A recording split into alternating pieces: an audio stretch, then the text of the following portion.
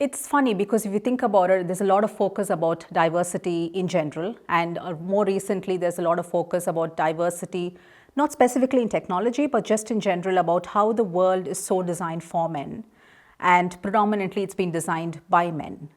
So if you think about it, you think, how did you miss designing for nearly one half of the world's population, but then most decisions are made by people who sit around a table, and if that table does not reflect the diversity of the people for whom you're designing technologies for, then chances are they're going to be forgotten, in whatever you're trying to design for them. So not specific to technology, but even otherwise, if you think about it, there are ill-fitting, military equipment, ill-fitting suits which people wear to protect themselves. Like I work in a clean room. Initially, the clean room gowns were they were very huge. They didn't really fit me as well as they should be fitting me. So sometimes you disadvantage a lot of people because you're not making things which actually fit them really, really well.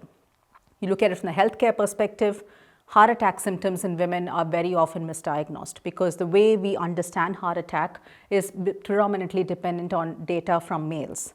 And so, heart attack symptoms in women are very different to what you might perceive to be a heart attack otherwise.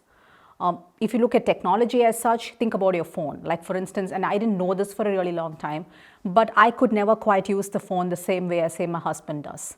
That's because women's hands are generally much smaller on average compared to male hands, and most phone screens are made to fit the average male data. So we can never quite navigate the screen the same way as men do, and the screens are not really meant for our hands to navigate as much. It's not our fault. And I think we really need to have a world where we start designing for diverse audiences, and I mean designing, catering for their differences.